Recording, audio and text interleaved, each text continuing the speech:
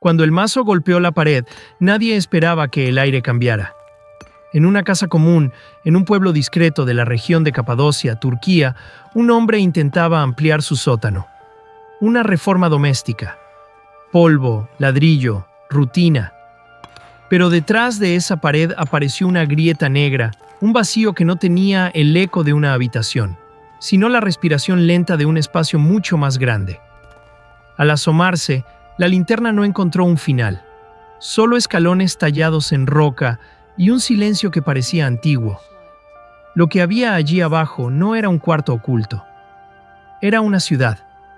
Derinkuyu, un entramado subterráneo de niveles superpuestos, pasadizos estrechos, cámaras amplias, zonas de almacenamiento, establos, espacios de culto y un sistema de ventilación tan eficaz que, siglos después, todavía se siente el flujo del aire. Según estimaciones frecuentes, la estructura desciende alrededor de 85 metros y pudo albergar a miles de personas. Algunas fuentes mencionan hasta 20.000, junto con provisiones y animales, como si hubiese sido diseñada para resistir asedios que duraban semanas o meses. Pero el verdadero escalofrío no está en su tamaño, está en lo que sugiere, porque Derinkuyu no se parece a un escondite improvisado. Sus accesos podían sellarse desde dentro con enormes puertas de piedra circulares. Ciertos tramos obligan a avanzar de uno en uno. Algunos niveles parecen planificados para compartimentar la vida y también el peligro. Y, aún así, no existe un consenso absoluto sobre su origen exacto. Hay investigadores que lo relacionan con los frigios en los primeros siglos, antes de nuestra era. Otros subrayan el papel decisivo de épocas posteriores, cuando comunidades cristianas y poblaciones locales habrían ampliado y usado estas profundidades como refugio ante incursiones y persecuciones. En este documental, La ciudad bajo tierra que nunca debió existir, la pregunta no es solo cómo se excavó. La pregunta es más incómoda. ¿Qué tenía que ocurrir en la superficie para que miles de personas eligieran vivir bajo tierra y convertirlo en una forma de mundo? Para entender por qué Derinkuyu pudo existir, primero hay que mirar lo que hay arriba. Capadocia no es solo un paisaje extraño de chimeneas de hadas y valles erosionados. Es sobre todo una región nacida del fuego. Antiguos volcanes cubrieron el terreno con capas de ceniza compactada y roca volcánica blanda. Ese material, toba o tufa en muchas descripciones, tiene una particularidad decisiva. Se deja tallar con relativa facilidad, pero con el tiempo se endurece lo suficiente como para sostener cámaras y pasillos sin derrumbarse con facilidad. En pocas palabras, la geología convirtió el subsuelo en una promesa y también en una tentación. Luego viene la historia. Anatolia fue un corredor de imperios y conflictos durante siglos. Cambios de poder, rutas comerciales, guerras, asedios, persecuciones religiosas. En ese tablero, esconderse no siempre significaba huir a las montañas. A veces significaba desaparecer bajo los pies del enemigo. La propia UNESCO describe que, en periodos posteriores, comunidades de la región se organizaron en aldeas trogloditas o poblados subterráneos, como Kaymakli o Derinkuyu, como lugares de refugio, especialmente ante invasiones árabes en el contexto del Imperio Bizantino. Esa es, en esencia, la versión oficial más difundida. Derinkuyu habría sido excavada en fases, empezando por cavidades tempranas y ampliándose con el tiempo hasta convertirse en una ciudad subterránea compleja. Algunas síntesis populares atribuyen los primeros trabajos a los frigios, aproximadamente siglos 8 a 7 a.C., y destacan expansiones importantes durante periodos romano y bizantino, cuando el uso como refugio se vuelve central. Sin embargo, incluso dentro de lo institucional hay matices. Por ejemplo, una ficha del Ministerio de Cultura y Turismo de Turquía presenta a Derinkuyu como un sitio de defensa y ocultamiento ligado a la expansión del cristianismo, con una estimación de construcción en los siglos 9 a 10. Esa lectura no niega que existieran cavidades anteriores, pero pone el foco en una etapa medieval como decisiva. Y ahí, en ese contraste de fechas y capas, empieza a insinuarse algo importante. Derinkuyu no es un proyecto de un solo momento. Es una obra que parece pertenecer a varias épocas, como si el miedo hubiese vuelto una y otra vez al mismo lugar. Hasta aquí, la explicación suena razonable. Una región fácil de excavar, siglos de conflictos y comunidades que buscaban refugio. Pero Derinkuyu empieza a volverse inquietante cuando se mira con atención, porque lo que se encuentra bajo tierra no parece solo un lugar para esconderse. Se parece a una respuesta planificada a un tipo de amenaza que debió repetirse una y otra vez. Lo suficiente como para justificar una ciudad completa en la oscuridad. Primera grieta. Las cifras no terminan de encajar. Unos hablan de 7 u 8 niveles. Otros elevan el número. La profundidad se describe de formas distintas según la fuente, y esa variación no es un detalle menor. Cada nivel extra implica más trabajo, más planificación, más riesgo estructural y una razón más urgente para seguir excavando hacia abajo. Segunda grieta. La ingeniería silenciosa. Ventilación, agua, compartimentos, espacios comunitarios, zonas para animales, accesos que se sellan desde dentro con piedras circulares pesadas. Todo eso sugiere previsión. Y la previsión sugiere experiencia. Alguien ya sabía lo que podía pasar afuera. Tercera grieta. La ausencia de un relato claro. No hay planos conservados, no hay crónicas que describan su construcción con detalle. Existen hipótesis sobre quiénes iniciaron los primeros túneles y quiénes los ampliaron después, pero no un consenso absoluto. Derinkuyu parece una obra colectiva, acumulada por generaciones, como si el subsuelo hubiera sido una herencia transmitida en secreto. Y entonces aparecen las preguntas que abren el abismo. ¿Qué amenaza podía ser tan persistente como para obligar a miles de personas a vivir bajo tierra durante largos periodos? Si el objetivo era refugiarse, ¿por qué diseñar un lugar capaz de funcionar como ciudad completa? ¿Cuánto tiempo podía sobrevivir una comunidad allí abajo sin ser detectada, sin colapsar psicológicamente, sin agotar recursos? ¿Se construyó para un enemigo humano o para algo menos simple, como un clima extremo, una catástrofe, una cadena de asedios que se volvió rutina? Y la pregunta más incómoda: si todo esto existía, ¿cuántas entradas fueron selladas y olvidadas a propósito?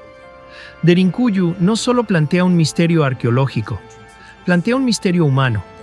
¿Qué tipo de mundo obliga a otro mundo a nacer debajo? Bajo la superficie, Derinkuyu no se siente como una cueva. Se siente como una decisión. La ciudad parece construida para resistir, no solo por sus pasadizos estrechos, sino por los detalles que sugieren una lógica de supervivencia. Niveles con funciones distintas, zonas para animales, espacios comunes y puntos que se podían bloquear desde adentro con enormes piedras circulares, como si cada puerta fuera un último recurso pensado con anticipación.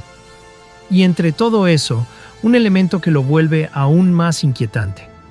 Un sistema de ventilación que, según descripciones repetidas, incluye más de 50 pozos o conductos distribuidos para llevar aire, y en algunos casos agua, a las zonas más profundas. No es un detalle menor, es la diferencia entre un escondite y una ciudad viable. Entonces, aparece una imagen difícil de borrar. Miles de personas encerradas durante semanas, quizá meses, intentando conservar algo parecido a la normalidad. La organización social debió ser estricta.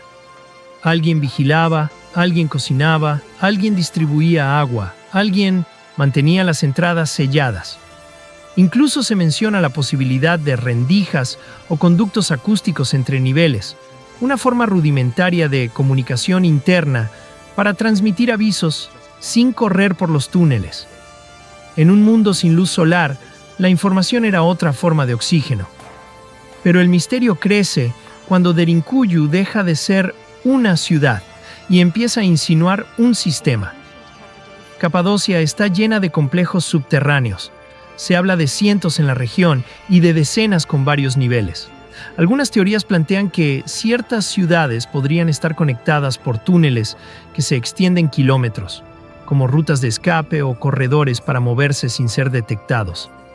Kaimakli, por ejemplo, aparece citada como un punto cercano, y la cercanía alimenta una pregunta incómoda. Si existía una red, ¿quién la coordinaba? ¿Y para qué tipo de amenaza?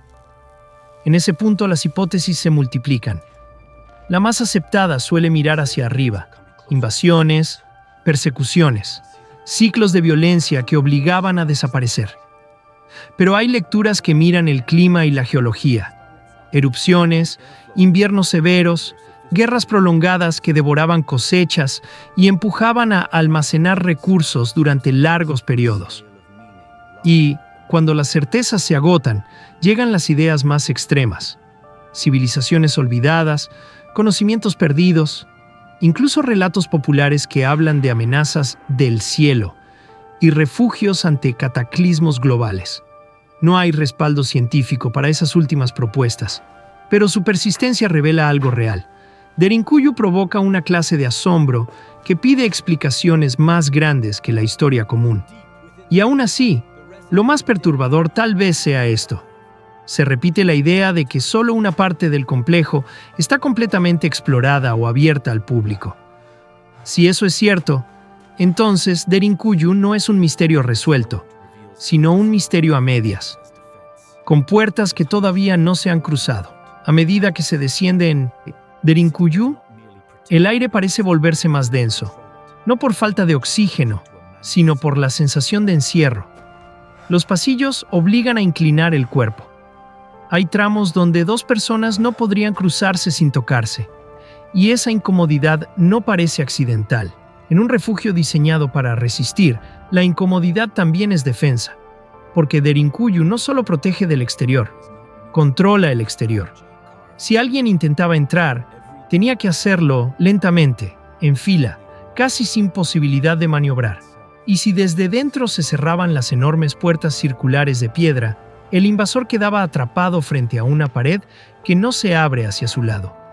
Allí abajo, la arquitectura no es neutral, es una estrategia tallada en roca.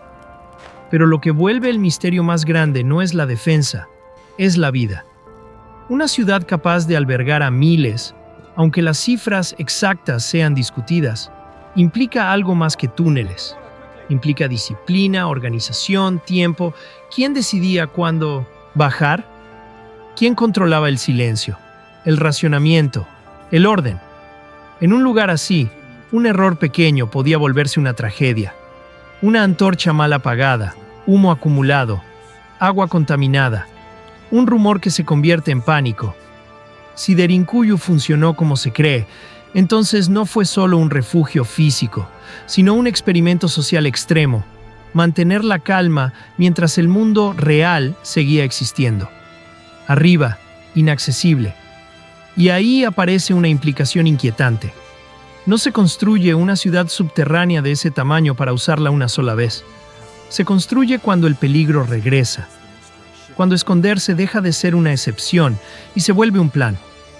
Derinkuyu sugiere ciclos: invasiones, persecuciones, amenazas que reaparecen como estaciones oscuras.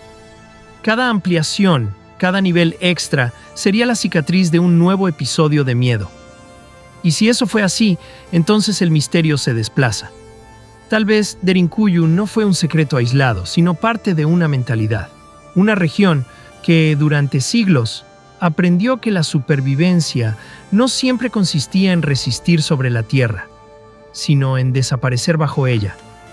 Y lo más escalofriante: si una ciudad así pudo existir a plena vista de la historia, ¿cuántas puertas quedaron selladas?